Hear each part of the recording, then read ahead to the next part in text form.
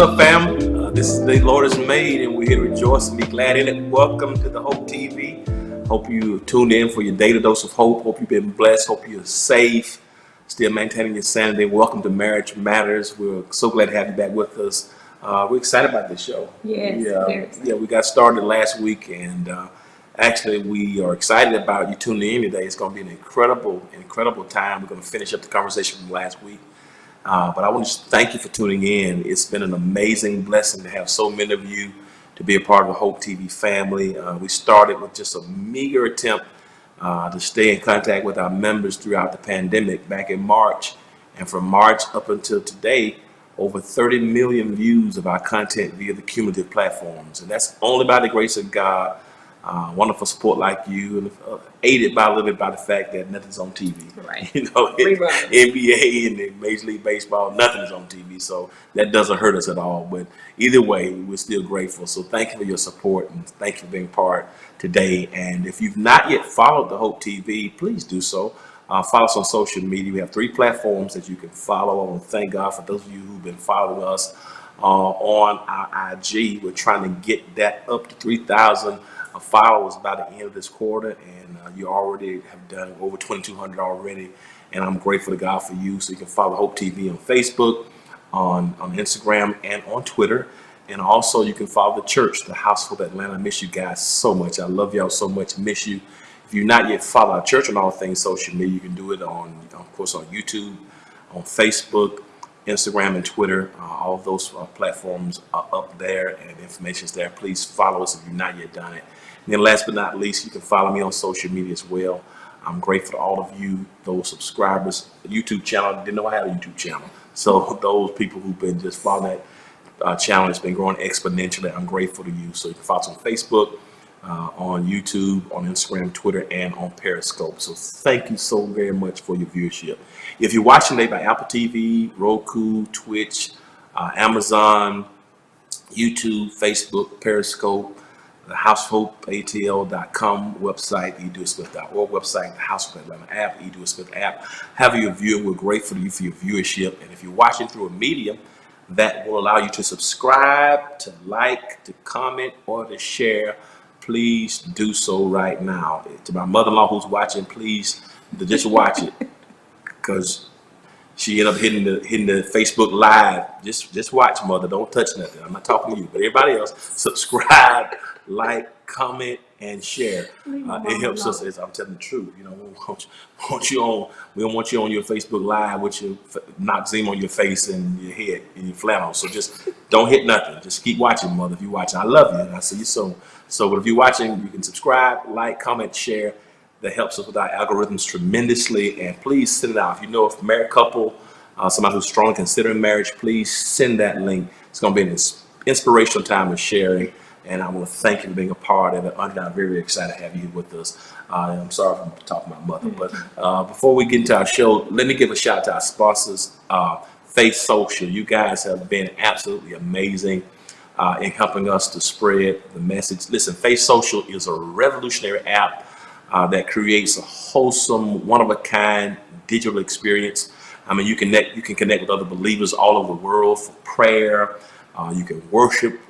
There are blogs there, study tools, study guides. It is an amazing experience.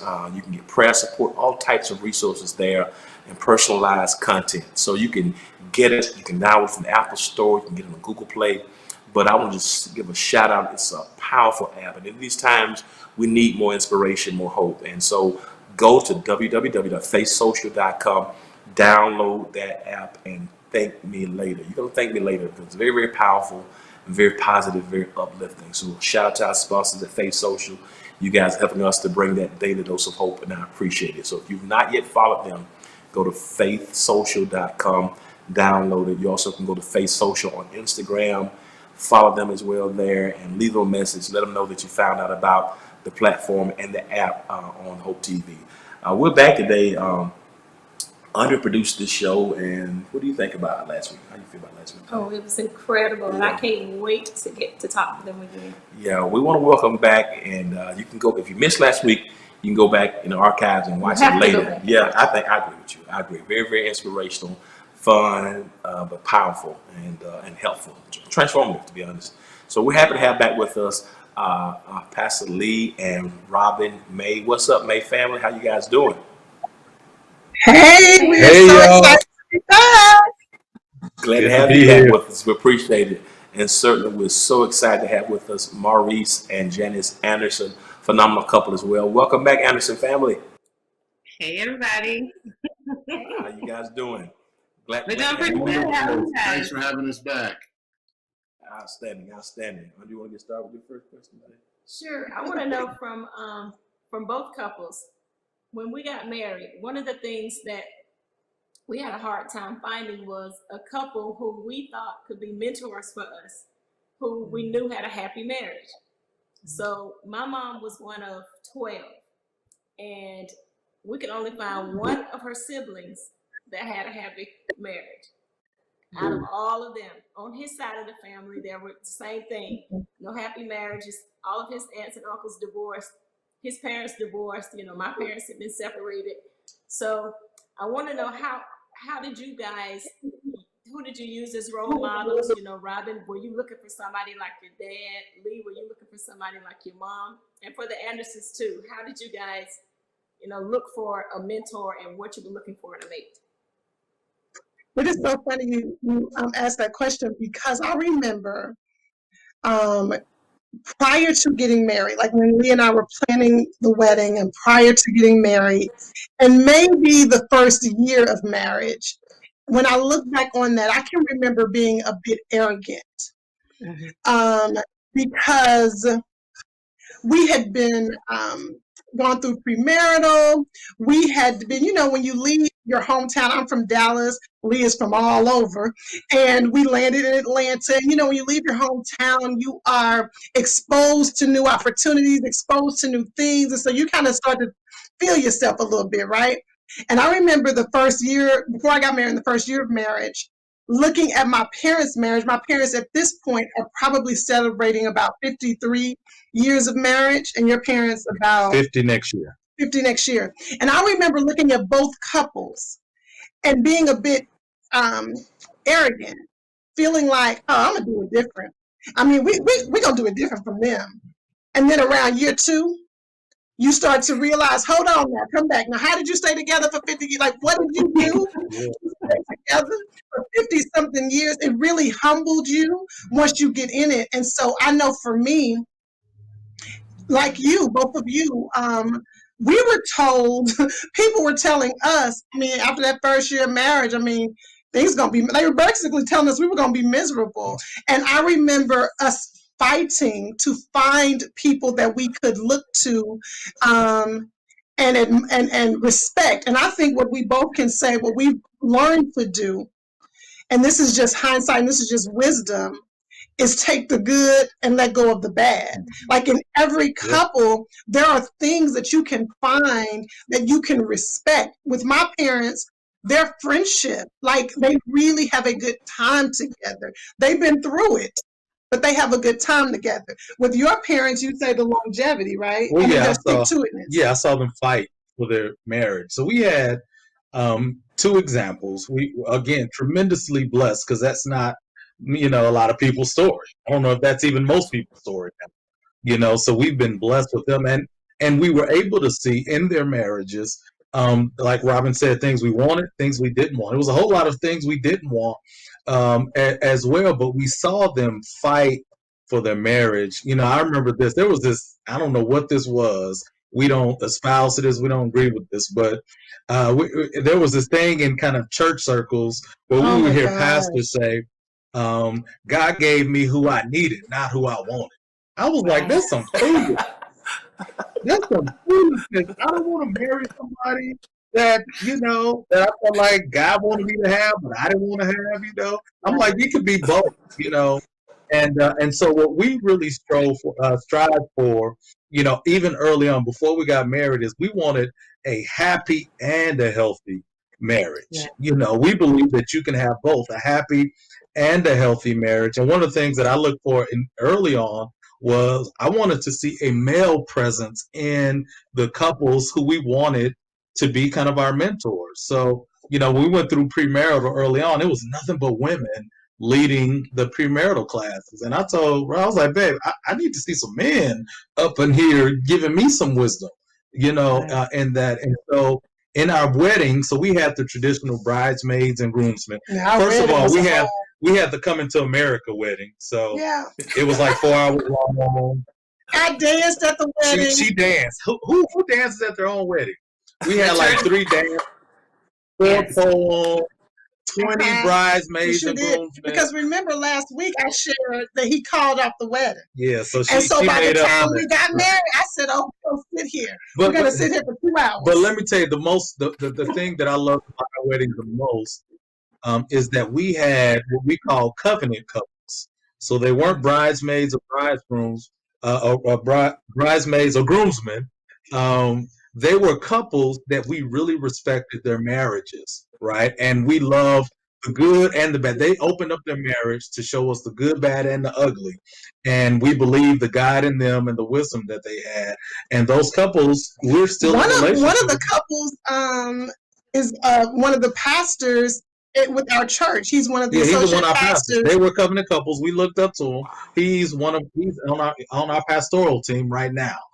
And so God has brought it all full. That's beautiful.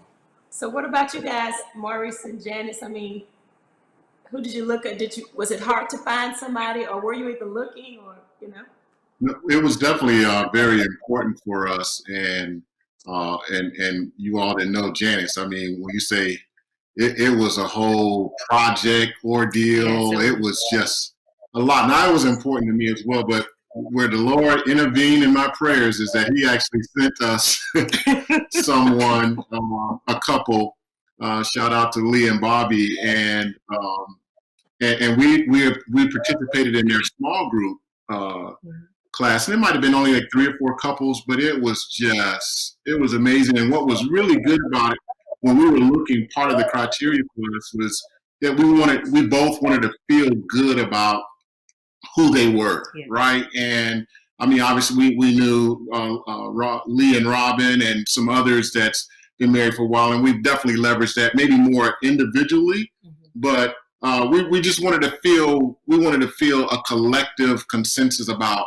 And immediately when we met this couple, I mean, it was just like, oh, that's them, right? And for me, like he was, Lee, when you mentioned like a guy, he's just that guy. He's just that debonair, very similar path. And so it was just really, really good there for us to have that. And I would say one other thing that was been helpful for us is that, not that we sought it out, but other couples would come to us even in our early stage. So us talking through some of their challenges actually helped us. Yeah. I mean, it was just kind of weird. Like they were coming to us for guidance, but we would talk through things, and we were starting to find out like, oh wow, we actually have overcome some other things, or here's how we've done this recently. Like, so, because again, we just at 5 years in, so we're still definitely babes in the process of the longevity. But the other good thing about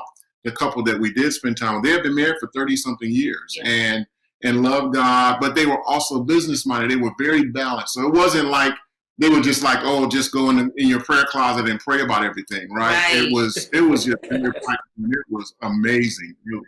Right. So yes, I agree with everything you just said, and I have some more I want to add.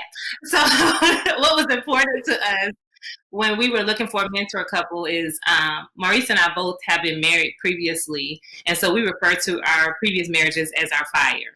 And so we wanted something, like in absence of having a guide or an advisor that you can go to, you just want everything opposite the fire. Give me something that's opposite the fire.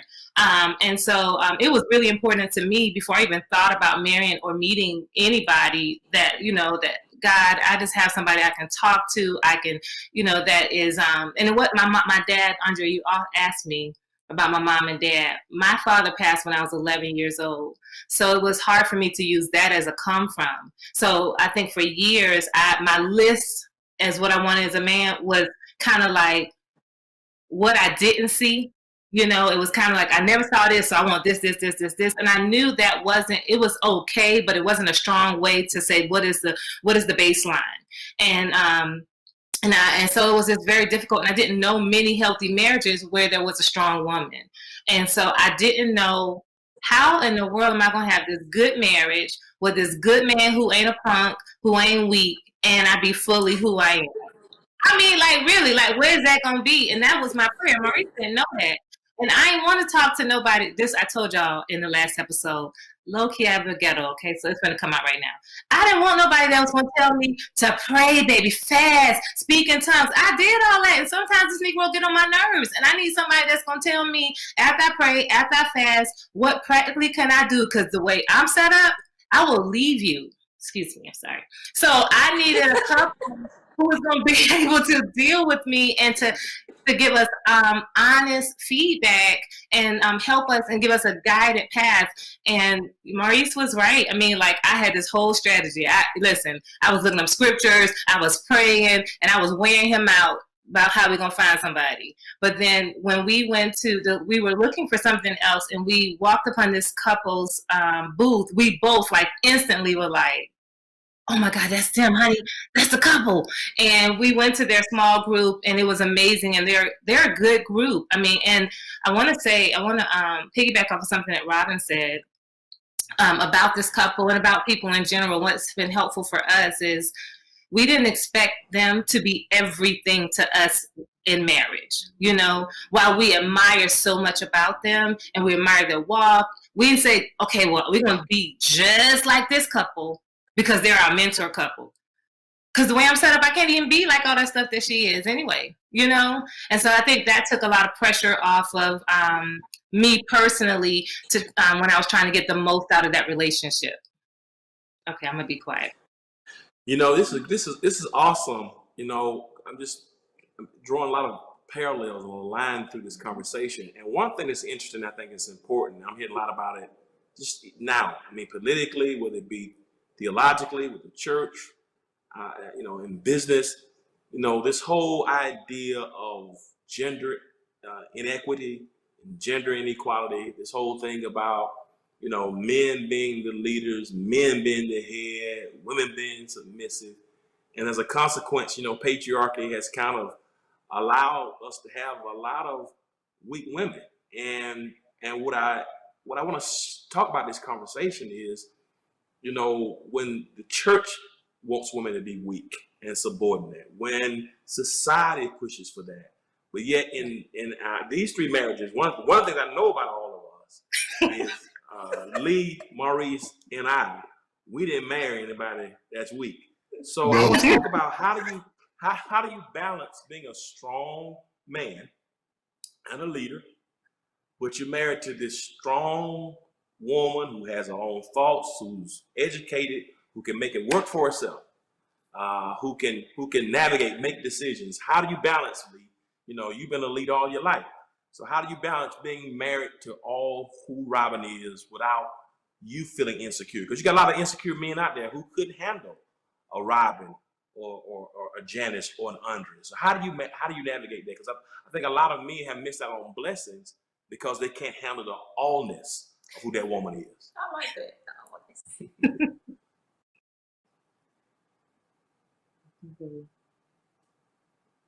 They'll become one. You know, it's two. It's not one becoming one. It's two becoming one. And she is an equal. God has gifted her and blessed her to do tremendous things. And really, you know, it's not much of what I say to her. It's really about the self-confidence that I have in me. See, I know who I am. I know who I is.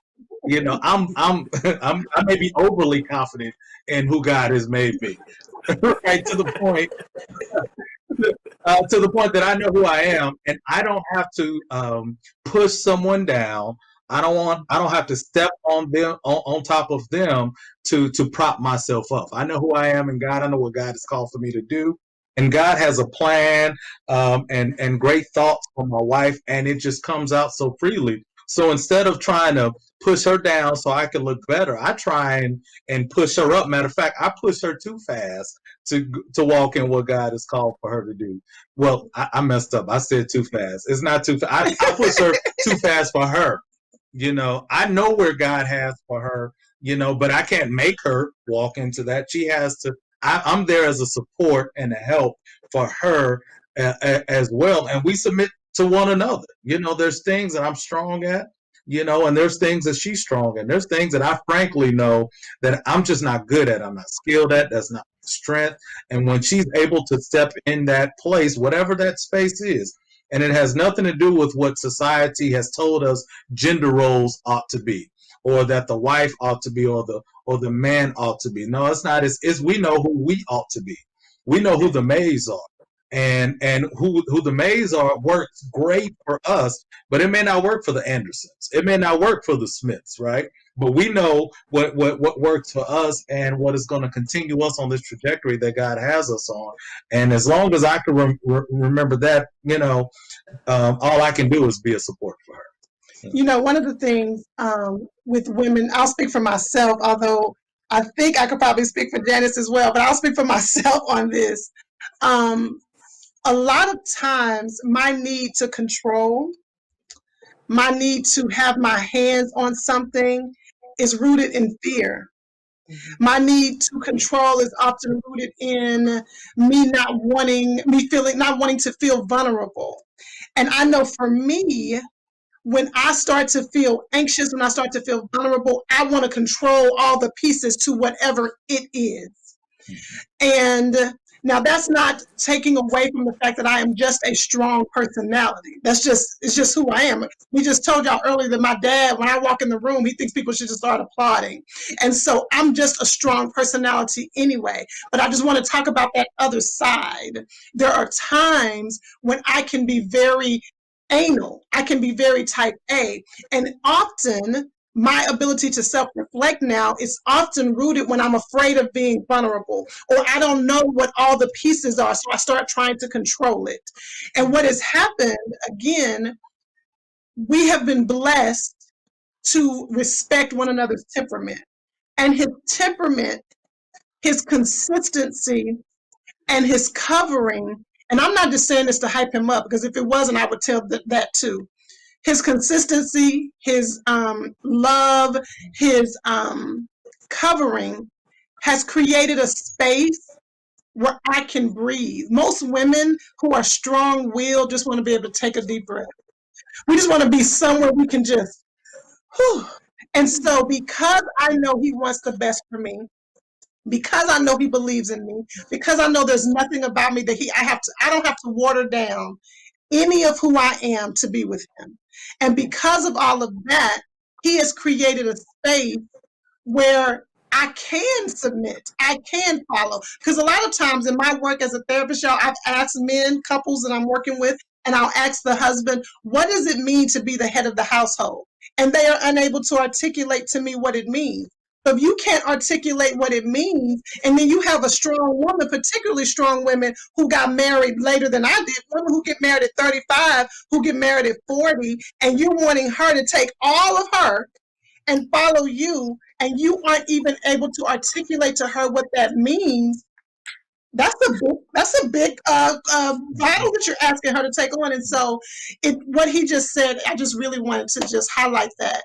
When his security, his strength in himself gives me the space to be who I am. Wow. What about you, Maurice? You Janice, all who Janice is, how do you handle that? Well, I think for me, one, you know, I really try to lead from a position of love and effectiveness, right? And so, and what I mean by that is, I have, and we kind of alluded to it as well, is when you have somewhat of a vision of where you ultimately want to go as a unit, as a family, I'm less concerned about how we get there and more about that we get there, right? And so it's important for me, and I even, you know, as much as I've taught leadership stuff all over the place, right? It's still, good leadership actually is invisible. right? So and when it's invisible, because her, we use the term strong, right? But for me, it's really all the same, because if we're going to the same place, or we got some place that we're headed, it's just invisible. So for me, it's about how do I position Janice and the girls and our family in a way that we get to a place where we feel some sense of satisfaction, a sense of love, a sense of belonging, a sense of value. You understand what I mean? And so for me, it's just like I'm now thinking of how can I create that environment for her that allows her to blossom, because as she goes, I go. As I go, she goes, right? And so for me, it's really like, this is who she is. I want to get the best out of who she is in every man. So it just, and like I was saying earlier, I think our previous episode, it's just like you just ride the waves, right? You just don't know what all the stuff that comes with being a strong woman, right? And I'm just thinking, I'm always thinking, like, how do we become effective? It doesn't have to come from me. And the last point I make, a lot of times with men, particularly for us as men, I think there's a big difference in leadership as men and management, right? There are leaders and then there's managers. We a lot of times think management and leadership, it isn't. Management is controlling an outcome of what you want, and it has to be done that way. Leadership is allowing a person to blossom completely, maximizing their skills, their talents, their gifts, all of that. So that helps everybody, right? So I like talking about this, but I'll also, what do you think, honey? I think, first of all, that was good. Excuse me, that was really good, because practically speaking, Maurice had a lot to deal with when we got married older. We had previous fires, and I still had something to prove. And I didn't know I still had something to prove until I got married to Maurice, because Maurice is sharp. We have some of the same areas and categories of life that we excel in, and he does well. And so I don't need you. I came in with this, I don't need you to tell me. I got it. And sometimes his help and his wisdom and his foresight, I felt like he was trying to control me, because it was on me. And, it took me a minute to step back and realize, girl, that's you. Because, he saw a whole nother way that was better, that was smoother, that was more tempered. I guess you all can see Maurice stays at 5, and I'm like at 13, like all the time. And so I want to go super fast, and he want to go all paced and slow. And so, but paced and slow works, and he has a proven path and some wisdom that in the beginning of our marriage I rejected. And I rejected because of my insecurity. And I rejected because I felt like somehow, me, I didn't know what submission looked like, but somehow submitting in the way that I thought this was supposed to be was going to minimize who I was. So I questioned, y'all, everything he said to me. I was like, I'm not doing that. I rejected all the things. And I was nice about my rejection. I think I was nice. Okay, maybe I wasn't nice. But I rejected all the stuff. You know what I'm saying? Because I was doing this before I met you. I had this going on before I met you. And then what changed for us and what shifted was 2 things. One, I prayed and asked the Lord to show me Maurice's heart. Because I married Maurice because the Lord showed me in a dream Maurice, not his face, but his character and his demeanor and how he would be, how my husband would be. And I dated several guys before Maurice, but Maurice was the only guy that lined up with the dream of the husband that the Lord had for me. And only 3 people knew that dream: Robin, my pastor, and one of my good girlfriends. And so, I was thinking everybody was the one, and they was letting me know he ain't the man in the dream. But when Maurice came around, he was the man in the dream.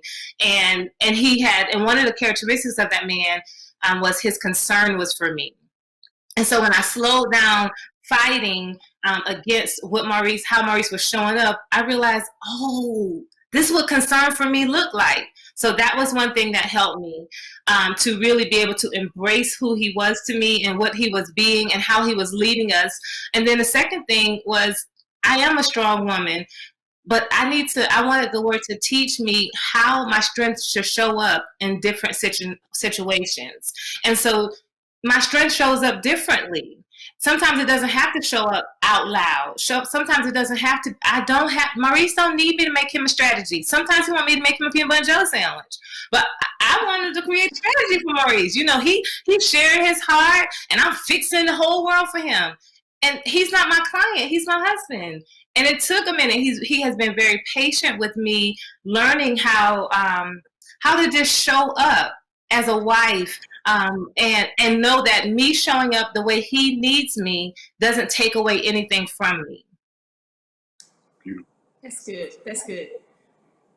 Let me ask you all this. So since we're talking about the girls, since both of you have all girls, I want to ask this question. Janice, I know that Jasmine has already, started dating. She's older. She's already been in a serious relationship. I want you to share with, the viewers how you navigated the whole dating thing with the daughter. And then Robin, your daughter hasn't started yet, but I want to know, like, what are your plans on what age, or do you see anything, is she talking about boys now? So I want to get into the whole dating thing with girls from a mom and dad perspective. Janice, you can start. Pray.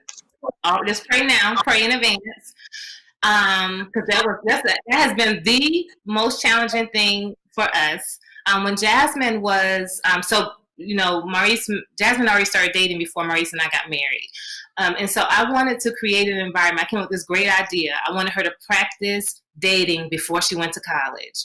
And so I wanted to give her an experience of dating at home so I can establish boundaries with her, talk to her about different feelings and emotions that come up. How do you deal with this thing? Because I met so many girls that never had, their first relationship was in college, and they went buck wild. So surely I don't want that to be my daughter's testimony. We thank God she didn't go buck wild. But the girl is still dating the same dude. Oh my gosh. And so, I feel great as a mom that I created an environment where she can be very honest with me and open with me. And Jasmine tells me what I want to know and what I don't want to know. So I thank God for that. But also, I just learned so much. You can't control it. Like, you open the door and you really don't get to control how fast they go through the door, no matter how hard you try. So that's probably been one of the hardest parts of my journey as a mom, is that I don't get to control that aspect. All I can do is create an environment for which she can thrive. And I can talk to her honestly and candidly, which I do. We even talked to her boyfriend, and now they've been dating as long as Maurice and I've been married. Yeah, they've been dating 5 years. And he's a great young man. I just wanted her to experience other relationships. Honey, you want to? Yeah, I think that's been because again, one, and this is for coming from a pastor as well. Like, I'm not saying, oh man, they just had the perfect dating relationship, right? And started dating at 16 and just keep going through that process. But he's a great young man. They've been very consistent throughout their time they've been spending together. But likewise, and we talk a lot about this, or some about this, as far as just for both of them, or just for young people, some level of exposure, right? Yeah. It just helps, and but so that part is a little difficult, because we really don't have anything negative to say about their relationship. But you just kind of, as adults, you just kind of know that, ooh, just would be good to have a little bit. Maybe y'all will come back, but they don't have to hear any of that kind of conversation. They like break up for 2 weeks, and they don't even be a real breakup. It'd be like he's going to see his parents, and so they decide they ain't going to talk for 2 weeks. What is that? Like, so it's what we didn't. This is what we didn't get to control. We were able to guide them as far as boundaries, as far as this is how to treat each other with respect. This is how you you tackle difficult situations and difficult conversations. We didn't get to control where their heart would get attached to each other, and their hearts got attached pretty early. and they're not open. Right. And one last thing, I think with her boyfriend, I do spend time with him. That's right. Right. And as well as Jasmine. Jasmine and I, we have a day out of the month that we just spend the whole day together, sometimes more. But also with her boyfriend, like, when he had his job, I helped him get his job where he's working at now and just walk him through how to interview, those types of things. So I'm just a big proponent. I think really, First Lady, what you were saying about what's our thoughts, even I think about Jada at some point, right? It's the closer that they are to you, the more you can kind of help shape, right? As opposed to just letting them go out and do their own thing and just like, and just kind of washing your hands or disconnected. So we really try to do things that's more connected with their ecosystem or their circle of friends than otherwise. Yeah. So like if they want to have their friends over, we'd rather you all come to our house than to go to someplace else. Yes. Or if y'all gonna do a party, we'd rather host a party or those kinds of things, right? So because we can influence a little bit better, and yet they still feel some sense of their own identity. Great. Robin? So you have some all girls as well. So, 13-year-old. Tell us about I'm taking. I know she's probably going through that stage. We over here shaking our head. Listen, we're still trying to navigate both of our daughters now. Well, when school starts, both of them, the big girls, will be both in middle school. So we're still trying to navigate middle school friend drama. Did you know that friend drama is so much? Yes. So I don't even know, like my 13-year-old, what I really want to be able to do, what's interesting is my 13-year-old reminds me so much of Jasmine, Genesis' daughter. They have, because I've known Jasmine well before she was 13, and I see so many similarities in them. And really what I'm trying to do, and I think we both are trying to do, she is so strong-willed. I just want to give her the space to develop into who she is, and not who I want her to be. And I'm working really, really hard to give her that space. And so that comes out even in how she dresses. I'm an AKA, and so I want her in pink, and I want her girly girl. And she's like, no, I'm going to do the opposite of that. And so just giving her the space to do that. But I'll let you talk about how you feel about dating. But I will say this, what has really been helpful. I journal, and I journal to the point of exhaustion, right? And I have my journals from back when I was like 6 to 15. And we read my journals together. And one of the entries in my journal has been really a point of discussion, particularly with my 13-year-old, because I was boy crazy.